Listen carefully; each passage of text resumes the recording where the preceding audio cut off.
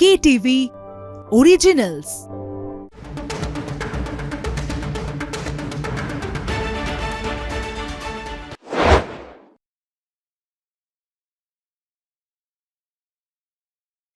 নমস্কার, শুরু করছি stadium bulletin, co sponsored by Jack olive oil.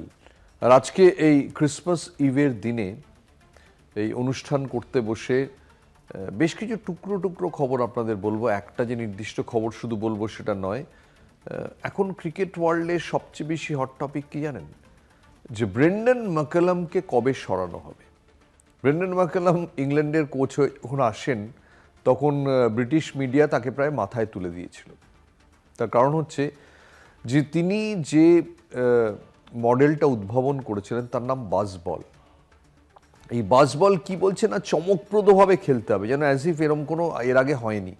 কিন্তু এটাই ভালো চলছিল এবং এই বাসবলে প্রথম দিকে ভালো ফলও পাওয়া যাচ্ছিল।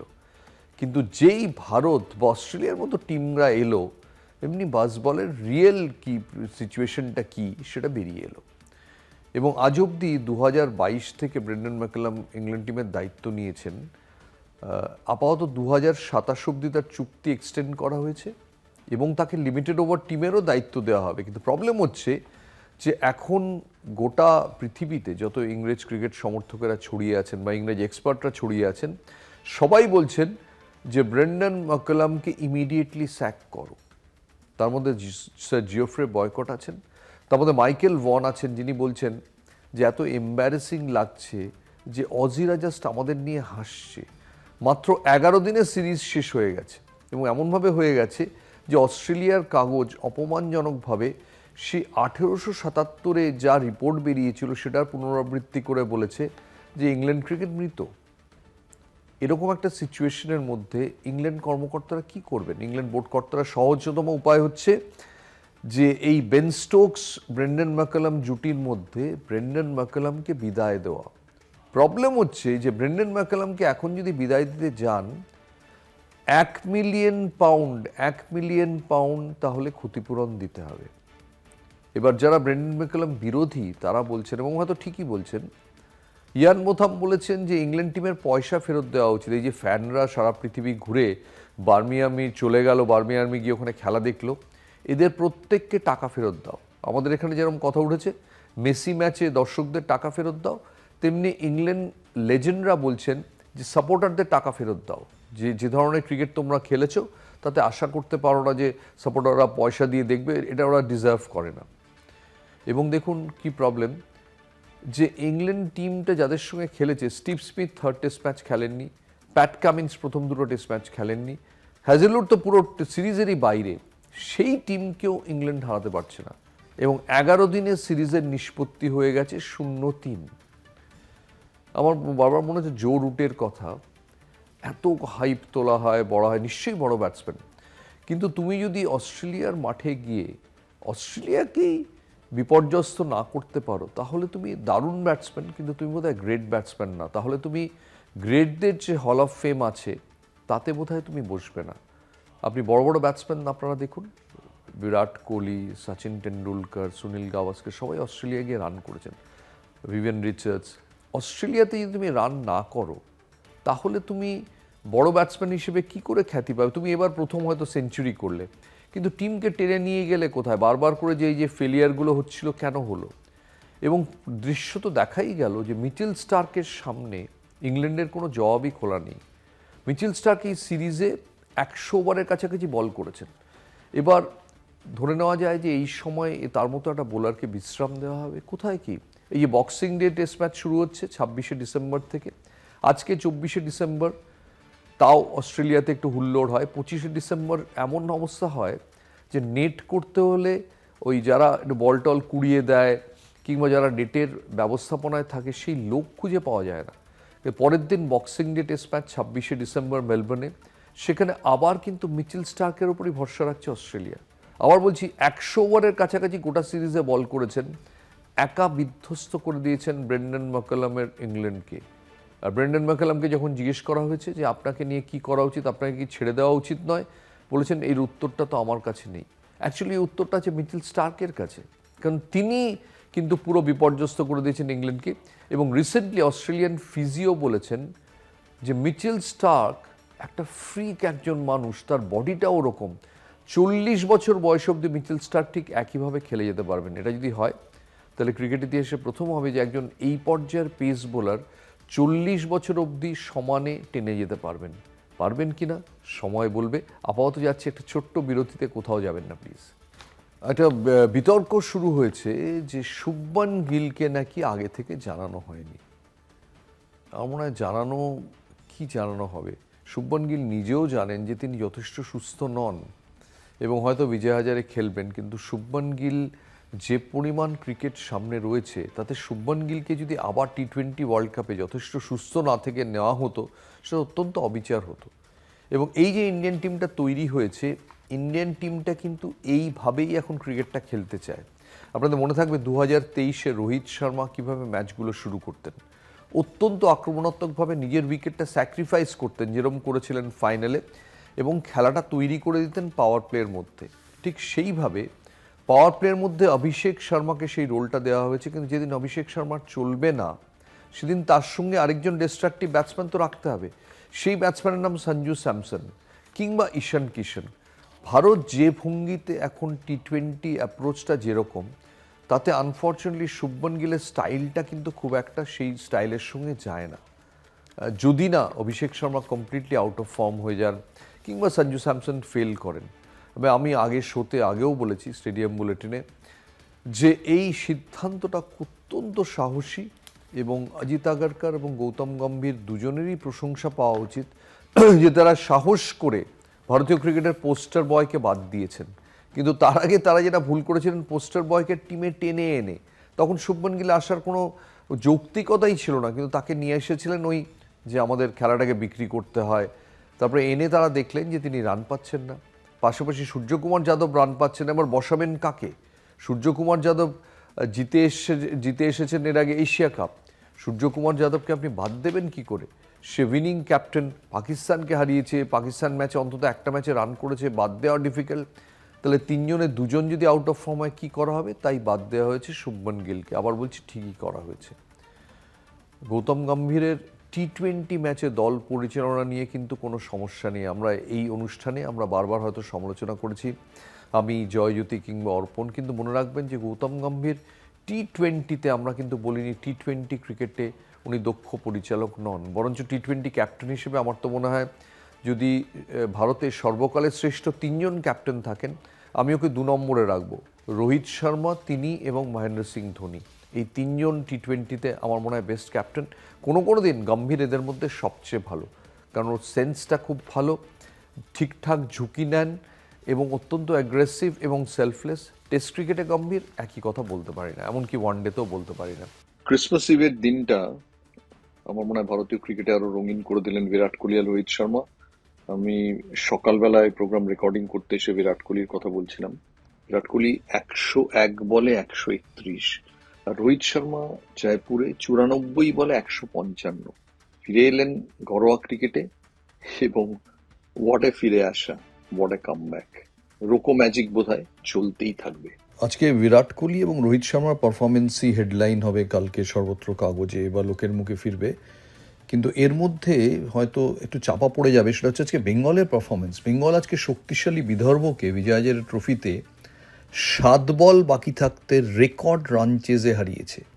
অর্থাৎ বিদর্ভ যখন ব্যাট করে 382 করে 5 উইকেটে, কেউ ভাবেইনি যে বেঙ্গল এই ম্যাচ জিততে পারে। বেঙ্গল সেই রান তাড়া করে 7 বল বাকি থাকতে করে 383 7 উইকেটে। এবং বেঙ্গল ক্রিকেটের ইতিহাসে যে কটা ইম্পর্টেন্ট জয় আছে, আমার তো মনে হয় আজকের জয়টা তার মধ্যে পড়বে, যেখানে অভিমন্যু ঈশ্বরন করেন 71, সুদীপ ঘরামি 68, শেহবাজ আহমেদ 71, আকাশদীপ রান করেন, অভিষেক পোড়েল 50-এর কাছাকাছি আউট হয়ে যান, দারুণ ইনিংস খেলেন। এটা বেঙ্গলকে কিন্তু অনেক শক্তি যোগাবে, কারণ বেঙ্গল এর আগে বিদর্ভর কাছে রঞ্জি ট্রফিতে এবং অন্য টুর্নামেন্টে অনেক সময় হেরে গেছে, কিন্তু আজকে দারুণ পারফর্ম করেছে। মোহাম্মদ শামি আজকেও 2 উইকেট নিয়েছেন 65 রানে, কিন্তু রানটা বেশি দিয়েছেন। এই রান তাড়া করে বেঙ্গল যে জিততে পারবে এটা অতি বড় সমর্থকও ভাবেননি, এবং লক্ষ্মীরত্ন শুক্লার টিম এই ম্যাচটা জেতার পর কিন্তু বেঙ্গলকে নিয়ে এখন একটু আশা করা যেতেই পারে। বিরাট কোহলিরা রোহিত শর্মারা তাদের মতো করে বিচরণ করবেন বাকি টুর্নামেন্টে, কিন্তু বেঙ্গলও তার মতো করে থাকবে। কিন্তু এখনকার মতো যাচ্ছে একটা ছোট্ট বিরতিতে, কোথাও যাবেন না প্লিজ। ফিরে এলাম বিরতির পর। আন্ডার-19 ওয়ার্ল্ড কাপে ভারত হেরে যাওয়ার পর নানান রকম প্রশ্ন উঠেছে। কোচ ঋষিকেশ কানিতকারকে নাকি বিসিসিআই ডেকে পাঠাবে, এবং তারা জানতে চায় যে পাকিস্তানের কাছে এত বড় ব্যবধানে হারলে কি করে। আপনারা অনেকেই জানেন যে দুবাই এবং আবুধাবিতে গত 10 দিনে প্রচুর বৃষ্টি হয়েছে। সাধারণত এই সময় বৃষ্টি হয় না, আমি তো মনেই করতে পারছি না দুবাইতে কখনো বৃষ্টি দেখেছি বলে, কিন্তু হয়েছে। এবং বৃষ্টির মতোই আশ্চর্য ফল এই ফাইনালে যে ভারতের আন্ডার-19 ছেলেরা, যারা গোটা টুর্নামেন্টে আনবিটেন ছিল, আয়ুষ মাত্রের টিম, তারা ফাইনালে পাকিস্তানের কাছে খুব বিচ্ছিরি হেরেছে। এবার হারার পর একটা ছবি নেটে খুব বেশি নেটে খুব কি বলবো ভাইরাল হয়ে গেছে, যে বৈভব সূর্যবংশী, ভারতের যিনি একটা বিশাল স্টার, 14 বছরের একটা ব্যাটিং সেন্সেশন, তিনি হেঁটে যাচ্ছেন আর পাকিস্তানি ফ্যানরা তাকে কটাক্ষ করছে। এবার বৈভব ফাইনালে 9 বলে করেছেন 26 রান। বৈভবের ওভারঅল রেকর্ডটা দেখছিলাম টুর্নামেন্টে, যথেষ্ট চমকপ্রদ। বৈভব সূর্যবংশী, আপনারা জানেন বৈভব সূর্যবংশী মানেই বিস্ময় এবং শিহরণ। তিনি 261 রান করেছেন 5টা ম্যাচে, স্ট্রাইক রেট 182.52, 182.52 স্ট্রাইক রেট একটা 14 বছরের ছেলের আন্ডার-19 ওয়ার্ল্ড কাপে। তারপরে মনে রাখবেন সে 18 বছর অবধি টুর্নামেন্টে খেলতে পারে, আগামী 4 বছর অবধি খেলতে পারবে। সেখানে তার স্ট্রাইক রেট 182, ফাইনালে হেরে গেছে পাকিস্তানের কাছে, সেই নিয়ে এত কথা হচ্ছে। বৈভব সূর্যবংশী একজন অবিশ্বাস্য চরিত্র, এবং এই মানে আমি বলবো টেন্ডুলকার 16 বছর বয়সে পাকিস্তানের সঙ্গে খেলেছেন, সেটা একরকম বিস্ময় ছিল। বৈভব আরেক রকম বিস্ময়। সচিন মুম্বাই থেকে উঠেছেন, মুম্বাই থেকে সেখানে একটা ক্রিকেটের খাস তালুক রয়েছে। বৈভব সূর্যবংশী বিহারের প্রত্যন্ত গ্রাম থেকে, কিছুই নেই সেখানে, সেখান থেকে উঠে এসে একজন আশ্চর্য প্রতিভা। ওইরম স্পিডে খেলেন, ওইরম 6 মারেন, এবং একটা ম্যাচে ফাইনালে 9 ম্যাচে 26 করেই তিনি ক্রিটিসিজমের মুখে পড়েছেন। ভাবাই যায় না কি জীবন। 182 স্ট্রাইক রেট নিয়ে পাকিস্তানি ফ্যানরা তাকে বু করছে। আর পাশাপাশি একটা ছবি বলি, যে বাংলার একজন ক্রিকেটার যুধাজিৎ গুহ, বাংলার পেস বোলার, যে পরপর 2 বছর সিএবিতে বেস্ট বোলার অ্যাওয়ার্ড পেয়েছে, যে বৈভব সূর্যবংশী এবং আয়ুষ মাত্রাদের সঙ্গে গত জুন জুলাই মাসেও ইংল্যান্ডে ট্যুরে ছিল। সে আন্ডার-19 ক্রিকেট থেকে কী করে বাদ পড়লো জানেন, এই আন্ডার-19 টুর্নামেন্ট থেকে? কারণ একটা নিয়ম ছিল যে আপনাকে আন্ডার-23ও খেলতে হবে, অন্তত একটা বা দুটো ম্যাচ খেলতে হবে। সে আন্ডার-23 টিমে ছিল, ঋদ্ধিমান সাহা যেখানে coach, Debabrata Das assistant coach, কিন্তু তারা যুধাজিৎ গুহকে, আবার বলছি স্থানীয় ক্রিকেটের 2 বছর পর পর বেস্ট বোলার যে প্রাইজ পেয়েছে, তাকে খেলানোর প্রয়োজন মনে করেননি। মানে ভেবে দেখুন, আন্ডার-19 সে বেঙ্গলের বেস্ট, ইন্ডিয়া খেলছে আন্ডার-19 বেঙ্গল থেকে ইন্ডিয়া খেলছে, কারণ বেস্ট পেসার তার কিনা জায়গা হচ্ছে না আন্ডার-23 বেঙ্গল টিমে। ইন্ডিয়ান আন্ডার-19 খেলছে, বেঙ্গল আন্ডার-23 জায়গা পাচ্ছে না, ভাবতে পারেন? বৈভব সূর্যবংশী 14 বছর বয়স, তাকে 18তে খেলানো হচ্ছে, এখানে 19কে আন্ডার-23 খেলানো হচ্ছে না। ভাবাই হচ্ছে না যে একটা ছেলেকে প্রমোট করলে সে বাংলা থেকে গিয়ে ভারতে থাকতে পারে, আর ভারত যদি দেখে যে বেঙ্গল আন্ডার-23 তোমায় খেলাচ্ছে না, তাহলে আমি তোমায় খেলাবো কেন? কাজে এই ছেলেটি আগামী বছর যে আন্ডার-19 ওয়ার্ল্ড কাপ, সেখানে ঢোকার সম্ভাবনাটা আরও কঠিন হচ্ছে এই বাংলার কোচেদের অদূরদর্শিতায়। ভাবাই যায় না, যেখানে একটা ট্যালেন্ট নেই একটা রাজ্যে, একটা বাঙালি ছেলে উঠছে, তাদের যার আধার কার্ড জেনুইন, যার বাবা মা এখানে থাকেন, যেখানে বড় হয়েছে, তাহলে কি বাংলা শুধু তাদেরই প্রমোট করবে, যাদের ওই জালি আধার কার্ড, যাদের বাইরে থেকে আনতে হয়, যারা এখান থেকে বড় হয়ে ওঠেনি, যারা সানস অফ দ্য সয়েল নয়? কাদের? এই উত্তরটা খুঁজবেন। আপাতত যাচ্ছে এটা ছোট্ট বিরতিতে, বিরতির পর আবার ফেরত আসবো। ফিরে এলাম বিরতির পর। একেবারে শেষ প্রসঙ্গ, খুব সংক্ষেপে বলি এই প্রসঙ্গটা, কারণ এর উত্তরটা আমার জানা নেই, আমার মনে হয় আপনাদের কারোর কাছে নেই, এমনকি সংশ্লিষ্ট ক্লাবগুলোর কাছেও নেই। সেটা হচ্ছে আইএসএল কবে হবে, আদৌ হবে? আইএসএলে বিভিন্ন টিমের সঙ্গে কথা বলে দেখছিলাম, একটা ব্যাপক বিভ্রান্তি রয়েছে। একটা বিভ্রান্তি হচ্ছে, কেন্দ্রীয় ক্রীড়া মন্ত্রক বলছে যে জাতীয় ক্রীড়ানীতি কার্যকর হওয়ার জন্য বিভিন্ন ক্রীড়া সংস্থার সর্বোচ্চ পদে যারা আছেন, তাদের এই গোটা বছরটা তারা সেখানেই থেকে যাবেন, তাদের সরানো হবে না। যেমন ইন্ডিয়ান অলিম্পিক অ্যাসোসিয়েশনে পিটি ঊষা, যেরকম অল ইন্ডিয়া ফুটবল ফেডারেশনে কল্যাণ চৌবে, তারা পুরো বছরটা থাকবেন, কারণ জাতীয় ক্রীড়ানীতি কার্যকর করার জন্যে এই যারা যেখানে আছেন তাদের সেখানে থাকাটা খুব জরুরি। এবার যদি সত্যি তাই হয়, অর্থাৎ ন যজৌ ন তস্থ, কল্যাণ চৌবে যদি থেকে যান, তাহলে প্রশ্ন হচ্ছে রিলায়েন্স কি আদৌ আগ্রহী হবে আইএসএল করতে? এটা খুব পরিষ্কার যে রিলায়েন্স ছাড়া আইএসএল করা খুব কঠিন, ক্লাবগুলো মিলে পারবে না, যদিও চেষ্টা করছে। যদি রিলায়েন্স আগ্রহী না হয়, যেটা তারা বারবার বলছে যে এই এআইএফএ প্রেসিডেন্ট ঘুরিয়ে ফিরিয়ে বলছে এআইএফএ প্রেসিডেন্টের প্রতি তাদের যথেষ্ট বিশ্বাস নেই, তাহলে সমাধান সূত্রটা কোথা থেকে বেরোবে? এবার রিলায়েন্সের বিশ্বাস আছে কার ওপর? প্রফুল্ল প্যাটেলের ওপর, যিনি কিনা ছিলেন আগের এআইএফএ প্রেসিডেন্ট, তিনিও মঞ্চে রয়েছেন। অনেকগুলো ক্লাব আশা করছে যে প্রফুল্ল প্যাটেল মধ্যস্থতা করে কোথাও একটা সমাধান সূত্র বার করতে পারবেন। তিনি যদি সামনে থাকেন তাহলে হয়তো রিলায়েন্স রাজি হতেও পারে, কারণ তার ওপর ওদের বিশ্বাস আছে। প্রশ্ন হলো যে একজন এআইএফএ প্রেসিডেন্ট রয়েছেন, তাহলে বিদায়ী এআইএফএ প্রেসিডেন্ট কি করে ঢুকবেন? কল্যাণ চৌবেকে ঢুকতে দেবেন প্রফুল্ল প্যাটেলকে? এটা দেখার অপেক্ষা। কিন্তু কিছু টিম এখনও প্র্যাকটিস করে যাচ্ছে। মোহনবাগান তারা কিন্তু প্লেয়ারদের এই সামনে ক্রিসমাসের ছুটি এটার জন্য ছেড়ে দিয়েছে। ক্রিসমাসের ছুটি বলতে ভুলে গেছি, ক্রিসমাসের ছুটি আমাদেরও 25 তারিখে। নাটকীয় অভাবিত বিস্ময়কর কিছু না ঘটলে 25 তারিখ আমরা স্টেডিয়াম বুলেটিন করছি না। কিন্তু প্রশ্ন হচ্ছে মোহনবাগান টিমে যারা আছেন তারা কিন্তু ক্রিসমাস ছুটি কাটিয়ে ফেরত আসবেন, আমরাও তো 26শে ডিসেম্বর ফেরত আসবো। কিন্তু বাকিদের কি হবে? ইস্টবেঙ্গল প্র্যাকটিস বন্ধ করে দিয়েছে, গোয়ার কিছু টিম প্র্যাকটিস বন্ধ করে দিয়েছে। এবার এই যে একটা ম্যাসিভ অনিশ্চয়তা তৈরি হয়েছে যে আইএসএল হবে কি হবে না, সাধারণ মানুষও কিন্তু খুব উৎকণ্ঠায় রয়েছেন। কারণ আইএসএল তারা দেখতে চান। ভারতীয় ফুটবল, ভারত এখন সারা পৃথিবীতে 142 নম্বর দেশ, নাপতে নাপতে যেখানে গেছে, এবার আইএসএলটাও যদি বন্ধ হয়ে যায় তাহলে এই গ্লানির, এই লজ্জার এবং অসম্মানের যে লিস্টটা চলছে কল্যাণ চৌবের আমলে, সেটা আরও একটা বাড়বে।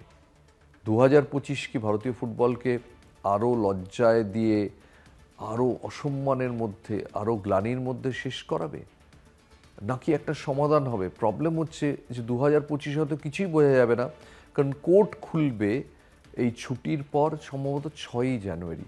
তখন বোঝা যাবে আইএসএলের ভবিষ্যৎ কোন দিকে যাচ্ছে। তাই 2025-এ আইএসএল বোধহয় আশা এবং আশঙ্কার দোলাচলেই থেকে গেল। আজকের মতো এখানেই শেষ করছি স্টেডিয়াম বুলেটিন। পরশুদিন আবার আপনাদের সঙ্গে দেখা হবে। সবাই খুব ভালো থাকবেন। শুভরাত্রি, ক্রিসমাস দারুণ কাটান, এনজয় করুন। পরের দিন ফেরত আসছি।